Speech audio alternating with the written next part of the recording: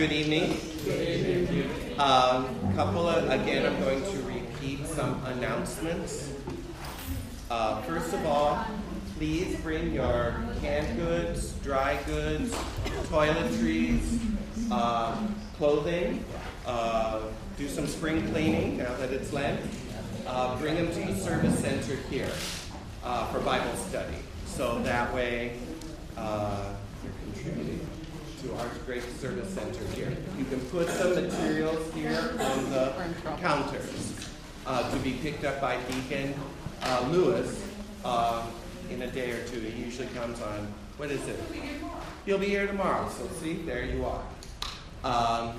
Another quick announcement, women's retreat coming up the end of March, beginning of April.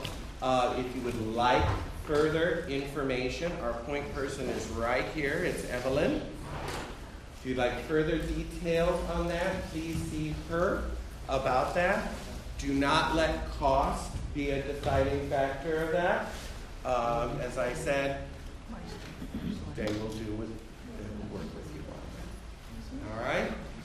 Take advantage of the retreat that we have. Also, coming up March 25th, the 2,000 Hail Marys at the Monastery of the Angels. There's also an announcement of it in our bulletin right here. Okay. Saturday, March 25th. It's an all-day event beginning at 6:30 in the morning with Mass. Rosary proper at 7:45. 8 o'clock starts the 2,000 Hail Marys. There'll be a couple of breaks. They will do a Chaplet of Mercy at 3, and again, confessions at 5, and Holy Mass again at 6. Yes? They still have adoration on Thursday? Yes. 8 o'clock? Yes. Adoration and confessions are on Thursdays. So if that's kind of like a secret one that no one else knows about but us.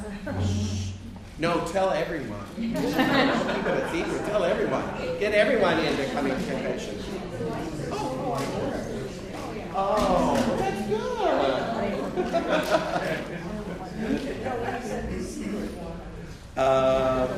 Yes. Also in the bulletin is the, Evelyn pointed out, is the advertisement for the women's retreat, which is March 31st through April 2nd, Mater della Rosa Passionis Center.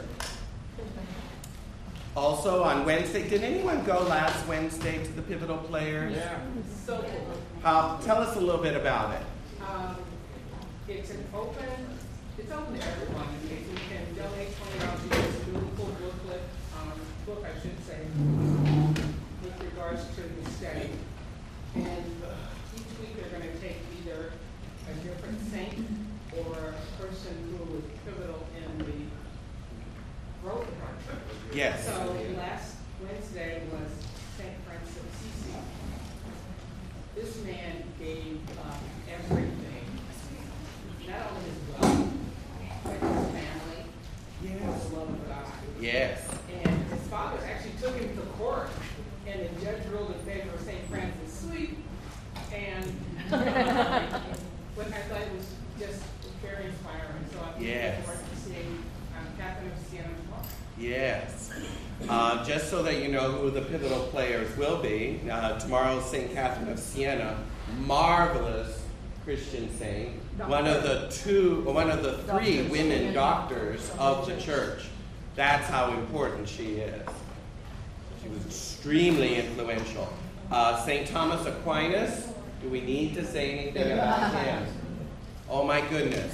Man lived in the Middle Ages, and we're still feeling the effects of his theology to this day. He is the most quoted church doctor in the catechism.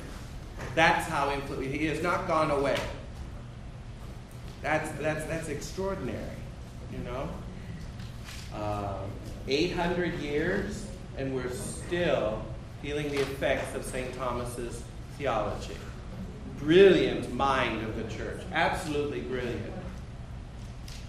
Then we have Blessed John Henry Newman, a convert. G.K. Chesterton, who is not a saint, but certainly an evangelist. I would say his book, Orthodoxy, would probably be the best one to read in relationship to Catholic teaching. And you've seen probably that show on EWTN with Dale Ahlquist. Yeah, G.K. Chesterton. They call him the Apostle of Common Sense. Boy, if we ever needed common sense, it's today. Okay? And then Michelangelo. Again, not a saint, but certainly someone extraordinarily influential in the church. Do we need to mention the Sistine Chapel? How about the statue of David? How about the Pietà, of which there's a copy in our church? Right? The statue of Moses that he did. Extraordinarily gifted artist. Okay? And not to promote the second round, but there's a part 2 to this with other players. And guess whose favorite saint is in that one? Saint Irenaeus. I want to see that. So I may not join you for this first round, but I'll join you at least for one of the second round. If he does the second round. You get free dinner and dessert. Oh, well, there you go. You can't go wrong. Food and excellent teaching. So, with that, were you unsuccessful in trying to get the thing on? Somehow. It is? I think I just started. Depends on. Okay. Well, we'll see. Like I said, in 2 weeks, I'd like to get the key for that so that we can actually turn it on, because as the days get warmer, it will get warmer in here as well. We've been fortunate up to this point, it's been cold. And it gets temperate with everyone in here, but when it's the summer and spring months, it can get kind of stuffy in here. So we'll see about doing that. We'll move to social center. We could, but I don't want to go there just yet. Not yet. Not yet. So with that, does everyone have a chapter 3?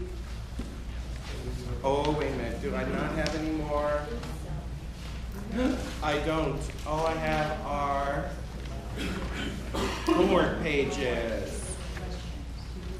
Well, you know what? Darn it. What could we do? I know what we can do.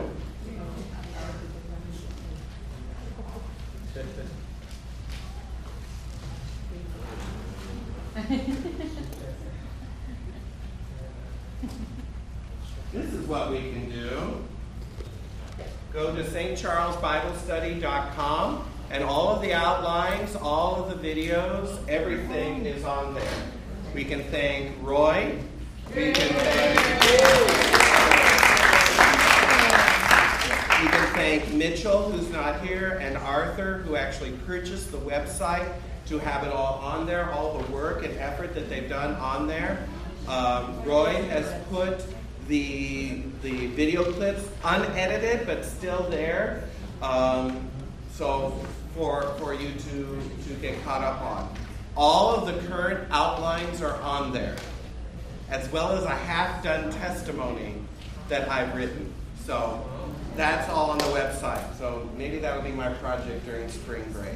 Now that finals will be over and I can breathe a little bit more. And anyway, hopefully get over this stress cold. So anyway,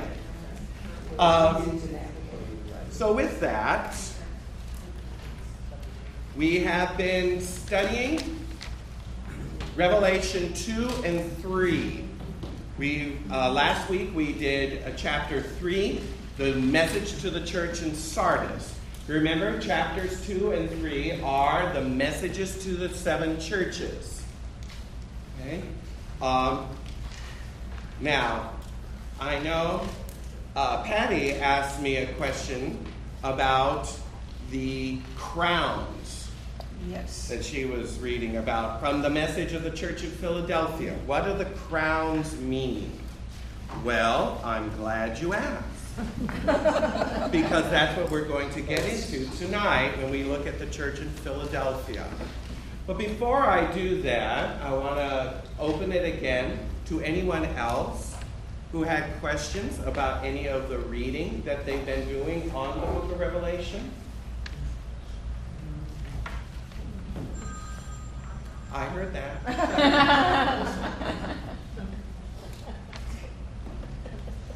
Going once? Yeah, Yes. well, not a question, but it's sort of an aha moment. Oh, great, I'll take it. First of all, today's reading in Isaiah speaks of hair white as wool. Oh, yes. And, Mm-hmm.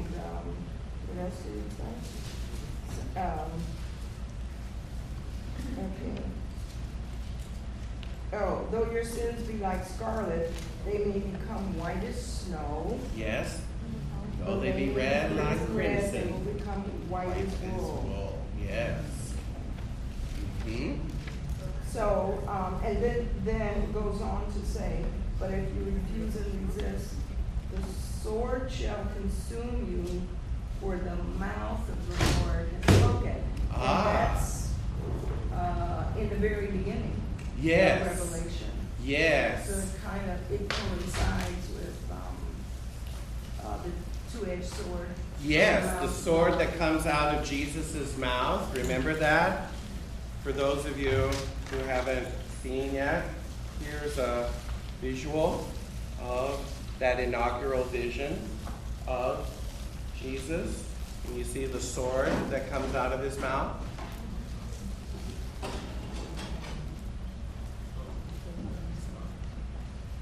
Very good connections there. And then one other thing. Yes. This is a question. Okay, so thinking about when Jesus died. So Uh-huh. let's say if he died in 30 AD, Yes. and then the temple is destroyed in 70 AD. Yes. Okay, so where we are now is previous to the seven churches. Okay, previous to Revelation. Right. Jesus speaking to the seven churches. We are in Jerusalem, and there's a lot of persecution going on, and the Jews are still trying to impose their religion on the Christians. Okay, and the Christians are basically like with the Jews under the Romans, and the Romans are maybe tolerating them. Okay. Okay, so here's the question. Okay. It's 40 years, the temple is destroyed. Right. Paul has now been all over the world preaching the gospel. A lot of the Gentiles and Christians have now moved out of Jerusalem. Mm-hmm. So was this done on purpose? Was this God's plan so that Christianity could grow to all the nations of the world? How do I put it? I want to say a conditional yes, insofar as Jesus is the inaugurator of the new covenant, right? Right. Okay. The temple and the Old Testament sacrifices that go with it are part of the Old Covenant. In order for the new covenant to, if you will, have its full effect, the Old Covenant system had to come to an end. Couldn't have competing covenants going on at the same time. And it also shows the superiority of the new covenant over the old. It's not like we abandon the old, it's that it's fulfilled. The animal sacrifices that were asked of in the Old Testament were to prefigure or shadow or look toward